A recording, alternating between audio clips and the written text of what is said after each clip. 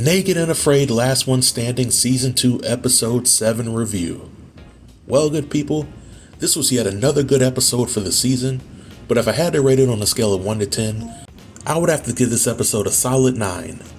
Maybe it's just me, but I think that this episode had a lot of filler scenes, which made the runtime feel longer than 2 hours, and as a result, the pacing was somewhat slow in some parts, and it felt like the episode could have been shortened to an hour or an hour and a half. Tops, but I still enjoyed the events that unfolded throughout the episode, and I wasn't too surprised that one of my elimination picks for this episode was accurate. Over the course of the review, I will share my top 5 moments of the episode, and I will give my thoughts on the remaining survivalist chances of making it to the finale. So without any further delay, let's jump right in. My top moment number 5 was seeing Dan and Jeff come together to work as a team. This is a top moment for me because in season 1 of Last One Standing, Dan and Jeff were enemies, and I didn't think that there was any hope that they would allow the past to stay in the past. But in this episode, we see Jeff and Dan go out hunting, and they both have some failures when trying to hunt warthogs. But then a nice juicy nyala comes by, and we see Dan hit it in his first attempt. Dan and Jeff then track the injured animal down and work as a team to carry it back to the camp. This is the second significant protein score that was acquired on this season of Naked and Afraid, though it seemed like this nyala was a little smaller than the one that Patrick killed in last week's episode. Nevertheless, Dan deserves much respect for his skills with the bow and arrow, and Jeff has proved to the group that he can play nice when he wants to. Top moment number 4, the fellowship has failed. All good things must come to an end, and when the teams learn about their elimination challenge, Jeff, Dan, and Trish's team immediately become unraveled. They all decide to work individually in order to complete the first part of the challenge, while the other teams work together. Now this team was my pick for the strongest team on the show for last week's episode, but ironically, I think that this is the only team on the show that realizes that them being on a team is just a means to an end, and that the competition can only have one winner. It was this mindset that had me fearing what would become of the team if they allowed their egos and selfish attitudes to get in front of the progress. Luckily for them, this moment happened to come at the tail end of their journey together. Now, one of the more interesting parts of this top moment was when Jeff and Trish caught Dan sneaking food behind their backs. It's common knowledge that Dan likes to get a competitive advantage, and one of the ways that he does this is by getting more than his fair share of food. Well, after Dan is asked about the remaining nyala meat, he proceeds to put the meat in a boiling pot of stew, which is then consumed by Trish and Jeff later that day. By nighttime, Jeff and Trish are sick, while Dan is perfectly healthy, and there's speculation that Dan may have knowingly put rotten food in the pot where Jeff and Trish were eating from.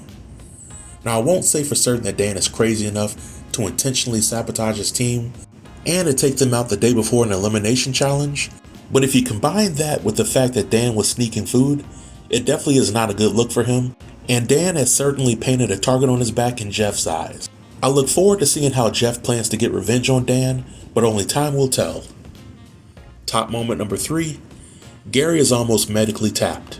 This episode was an episode with one of the hottest temperatures recorded in a Naked and Afraid challenge. I want to say that the heat index got up to or over 112 degrees, and it took a toll on Gary. Gary became dizzy, fatigued, and he gave the other survivalists a scare. When Kai called in a medic, Gary initially pretended like he didn't want to be seen by the medic, but when the medic checked him out, Gary was well enough to continue on with the competition as long as he got plenty of rest and water. In my opinion, Gary was definitely impacted by the heat, but I think that he may have wanted the other survivalists to think that he was weak prior to the elimination challenge, because that would make them underestimate him, and I think it worked to some extent. But I'm glad to see that Gary wasn't sent home via MedTap, because like it or not, he has made this season very interesting to watch since Jeff is being on his best behavior. Top moment number 2, the elimination challenge. In this elimination challenge, the remaining survivalists must construct a primitive torch using nearby branches and supplies that are given to them by the show. Once they do this, they then migrate as a group to the new location for the second part of the challenge. In the second part of the challenge, the survivalists must surrender all of their acquired survival items, and once the sun sets, they must use their torches as their only source of light while bushcrafting a figure 4 trap. The first person to build their trap correctly gets to pick 3 of the survival items. The second person who finishes gets to pick 2 of the survival items. The next 5 get to pick 1 survival item, and the last person to finish gets eliminated. Now, in my opinion, this challenge was one of many challenges this season that favored cast members with strong bushcrafting skills. So I don't think that this challenge was necessarily hard, if you look at it from that lens. From my vantage point, the only person who constructed a questionable torch was Trish, because her torch was almost completely burnt out by the end of the challenge. But as I previously stated, this challenge really favored those folks who are good at building traps and bushcrafting, which in this challenge was Gary and Kai. So I can't say that I'm shocked that Gary came in first place and Kai came in second. But I do wish that a challenge at this stage of the game could have been more rooted in problem solving, like some of the elimination challenges that were in Season 1. After Gary finishes first and Kai finishes second, then we have Patrick, Dan, Jeff, and Danny finishing behind them. That leaves Fernando and Trish to battle it out, and Fernando barely hangs on for the win. In my review on last week, I predicted that if this episode featured a single elimination, that either Gary or Trish would be on the chopping block. So this elimination is not a surprise to me. I will say that I never thought that Trish would make it this far in Last One Standing. Trish is definitely a legend in Naked and Afraid because she has never had to be tapped out from her respective past challenges. Trish came into the series being one of the smartest people to play the game, but sadly, this challenge wasn't her best showing. I do hope to see Trish and her daughter coming back for future seasons of Naked and Afraid.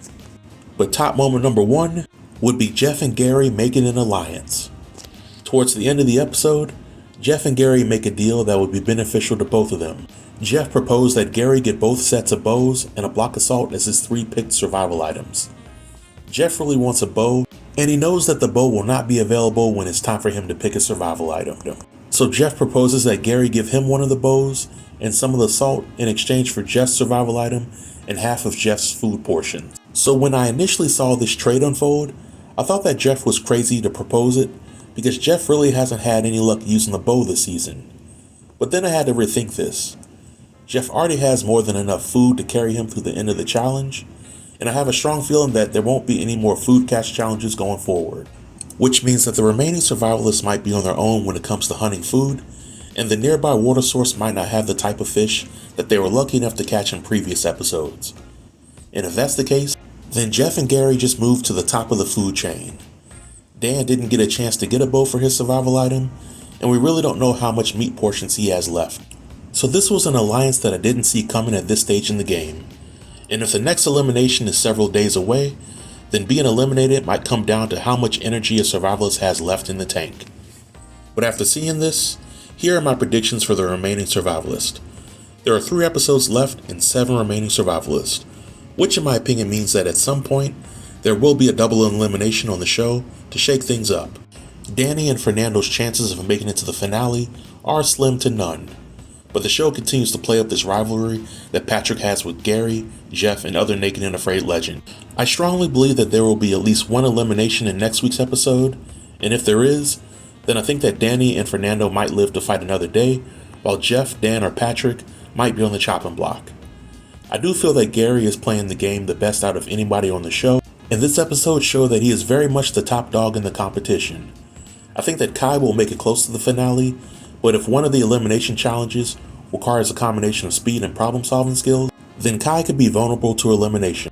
I think that Gary and Dan might stand the best chance of making it to the finale, and if Dan leaves before the finale, then it might be Jeff and Gary, or Patrick and Gary facing off.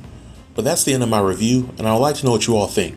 Please leave all comments below in the comment section, and I'll be sure to reply to everybody. Until next time, stay tuned and stay safe. Peace.